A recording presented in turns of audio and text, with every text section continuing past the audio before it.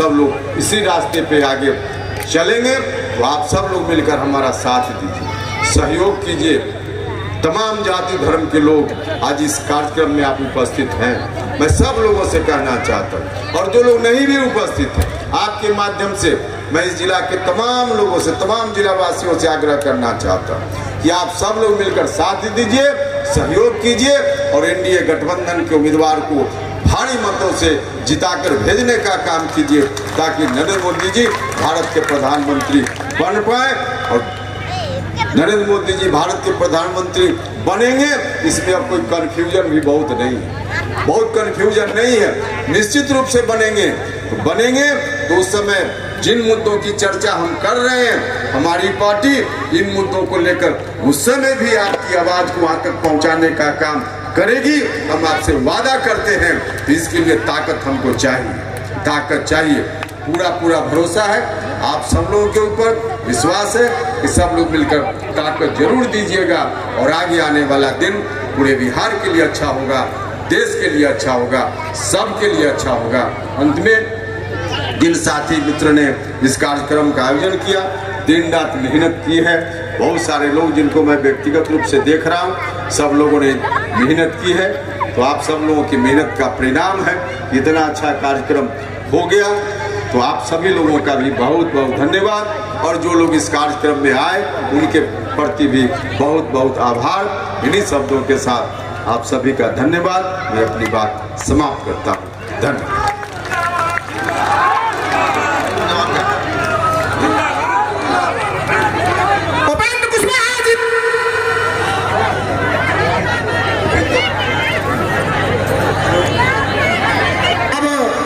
धन्यवाद ज्ञापन के लिए राष्ट्रीय लोक जनता दल के युवा के प्रदेश अध्यक्ष हिमांशु पटेल जी से आग्रह करना चाहते हैं कि आप आए और धन्यवाद ज्ञापन करें।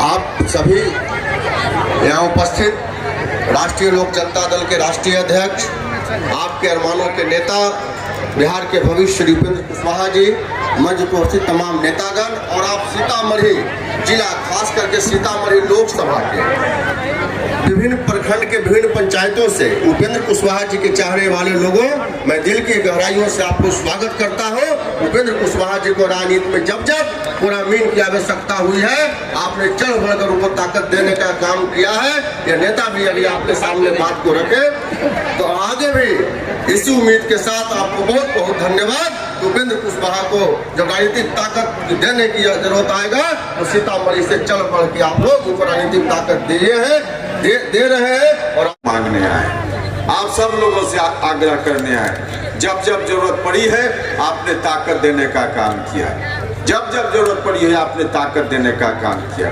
हमारा ध्येय नहीं है, जैसा कि हमने प्रारंभ में भी कहा, कि कौन व्यक्ति यहाँ से मेंबर पार्लियामेंट हो जाए, ध्येय हमारा नहीं। हम तो 40 में 40 पूरे प्रदेश में हमारी पार्टी का फैसला है कि बिहार में 40 में 40 लोकसभा की सीटें हैं। तमाम जगह हम अपनी तैयारी करें, हमारी पार्टी का संगठन हर जगह मजबूती से खड़ा हो, ताकि गठबंधन में जहां जहां हमारी पार्टी की ओर से उम्मीदवारी होगी वहां उनको जिताने का काम हमारे लोग करेंगे, और जहां जहां एनडीए गठबंधन में दूसरे दलों की ओर से उम्मीदवारी होगी वहां भी मजबूती से उनको जिताने का काम हमारे लोग करेंगे। उस हिसाब से 40 में 40 जगह हमारी तैयारी।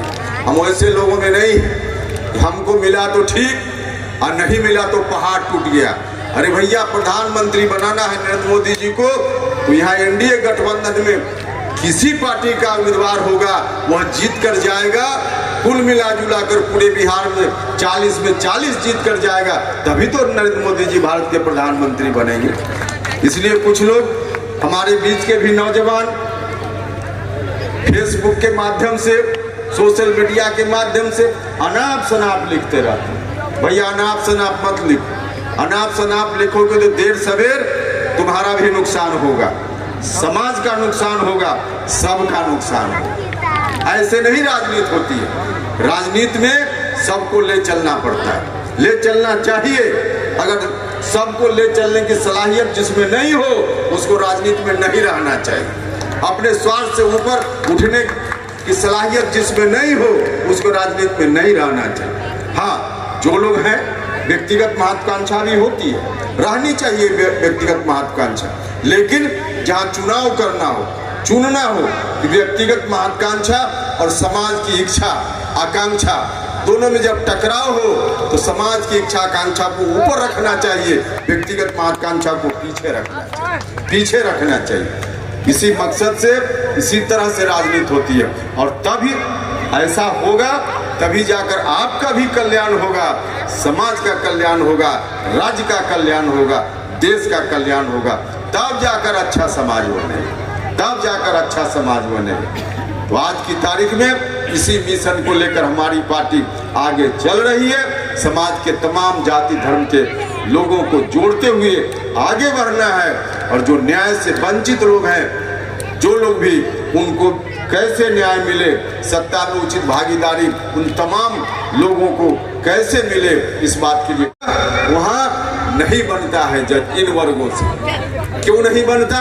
इसलिए नहीं बनता है कि जज बनने की जो वहाँ प्रक्रिया है, जो व्यवस्था है, वह व्यवस्था न्यायपूर्ण नहीं है, वह व्यवस्था बिल्कुल न्यायपूर्ण नहीं है। जो लोग पहले से जज हैं, रिटायर करने वाले होते हैं, उन्हीं के हाथ में ताकत है, जिनका नाम पर्ची पर लिखकर दे देते हैं, वही अगला जज बन जाता है सुप्रीम कोर्ट और हाई कोर्ट में। और जब तक ऐसी व्यवस्था रहेगी तो कोई गरीब परिवार का जज बनेगा क्या? नहीं बनेगा। और जो व्यवस्था, उस व्यवस्था का परिणाम है कि नहीं बन रहा है, और उसमें सिर्फ अति पिछड़ा दलित या महिलाएं ही जज नहीं बन रही, ऐसा नहीं है। जो व्यवस्था है वहाँ, उस व्यवस्था के तहत कोई गरीब परिवार का, ब्राह्मण परिवार का ही कोई नौजवान, कोई भूमिहार परिवार का नौजवान, कोई राजपूत परिवार का नौजवान भी पढ़ने में चाहे जितना तेज हो,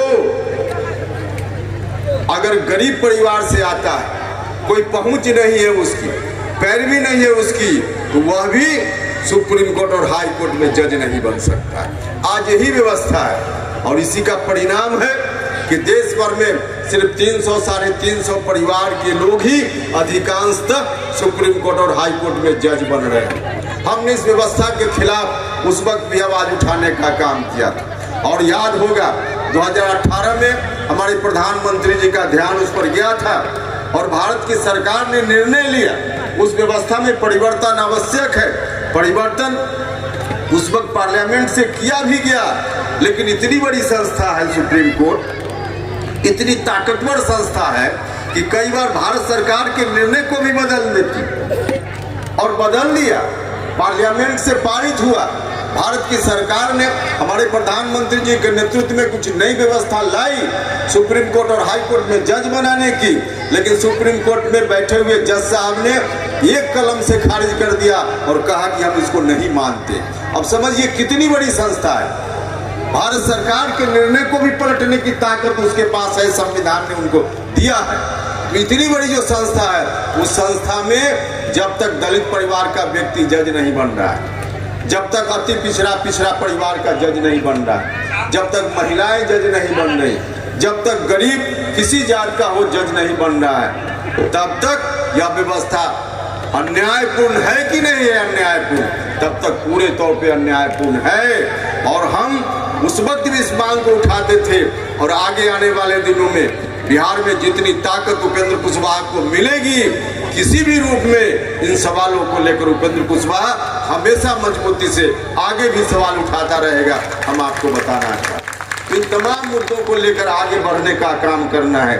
इस सरकार ने भी कुछ इस तरह के निर्णय लिए, तो स्वास्थ्य के मामला में अच्छा काम हो रहा है, लेकिन अभी बहुत कुछ करने की जरूरत है। तो इस तरह के जो मांग है, नौजवानों के रोजगार का सवाल, इस तरह की जो मांगे हैं, उनके बारे में और पॉलिटिकल पार्टी के लोग सवाल उठाते रहते हैं। लेकिन एक विषय ऐसा है जिस विषय को एक राजनीतिक दल के रूप में कोई नहीं उठाता है। हाँ, व्यक्ति के रूप में कई लोग अब उठा रहे हैं, लेकिन राजनीतिक दल के रूप में कोई नहीं उठा रहा है। हम भारत सरकार में जब मंत्री थे, तब यह सवाल हमने उठाने का काम किया।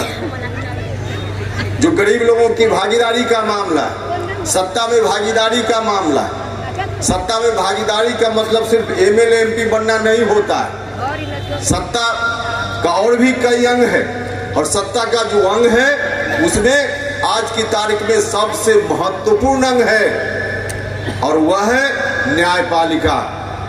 न्यायपालिका, सुप्रीम कोर्ट, हाई कोर्ट और न्यायपालिका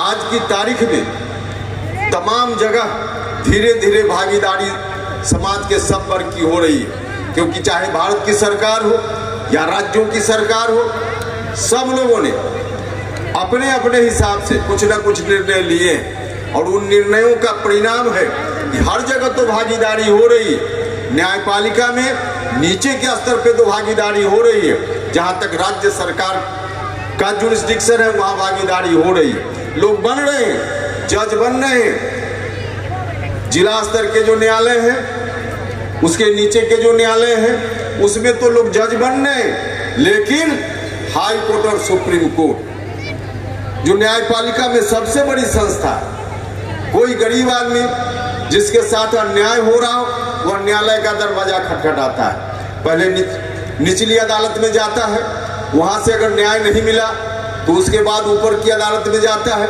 वहां से भी नहीं न्याय मिला तो हाई कोर्ट जाता है और अंतिम रूप से सुप्रीम कोर्ट जाता है।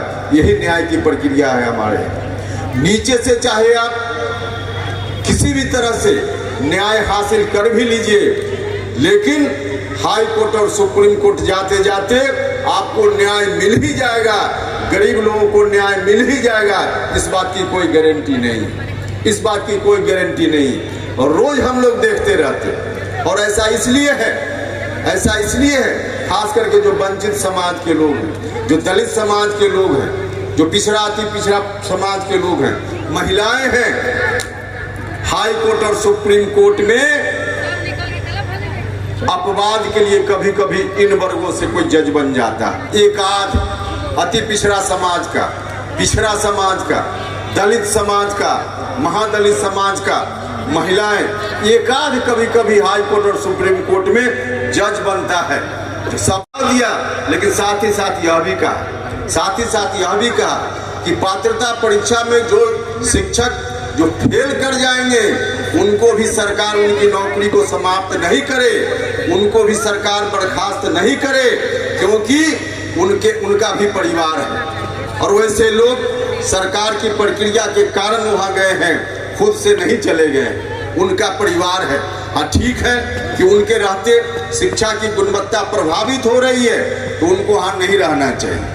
पात्रता परीक्षा जो नहीं पास कर पाए उनको वहां नहीं रहना चाहिए, यह बात ठीक है, लेकिन नौकरी से हटाकर उनको घर भेज दिया जाए यह भी उचित नहीं है। तब हमने उसी वक्त सुझाव दिया था, आज से 5 साल पहले सुझाव दिया था कि वैसे लोग जो पात्रता परीक्षा में फेल कर जाएं उनको किसी दूसरे विभाग में, जहां गैर शैक्षणिक काम होता है, पढ़ाई लिखाई का संबंध नहीं है, वैसे विभाग में उनकी नौकरी को भी सरकार पक्का करने का काम करे, उन विभागों में उनको उनका सामान्यन करने का काम करे। और आज भी हम इसी राय के हैं। हमने 3 दिन पहले कहा है सरकार से, जो हमने देखा मीडिया में इस तरह की खबर आई कि शिक्षा विभाग की किसी कमेटी ने एक सुझाव दिया है, अनुशंसा हुई है उनकी ओर से कि पात्रता परीक्षा पास करना अनिवार्य है।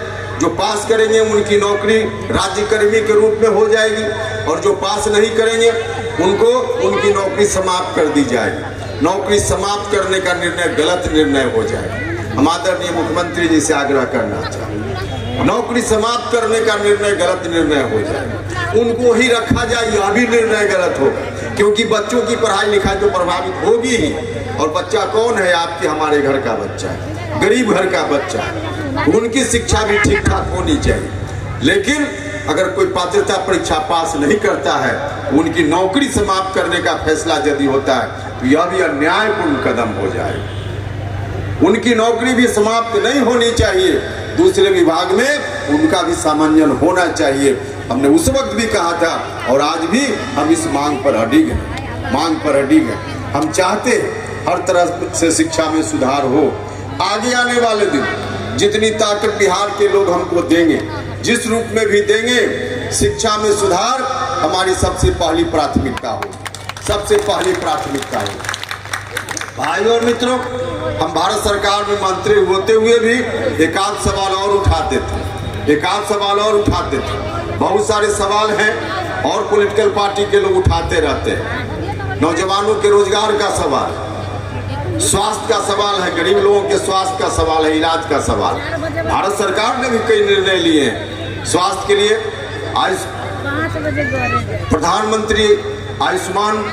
अगर आप में है देश के लिए कुछ कर गुजरने का जज्बा, अगर आप रखते हैं सच कहने की हिम्मत, तो पृथ्वी न्यूज आपको दे रहा है एक सुनहरा अवसर, जहां आप पत्रकार बनकर समाज में हो रही बुराइयों के खिलाफ अपनी आवाज बुलंद कर सकते हैं, अपने देश प्रेम को देश की सेवा का रूप दे सकते हैं। तो उसके लिए जुड़िए पृथ्वी न्यूज चैनल के साथ।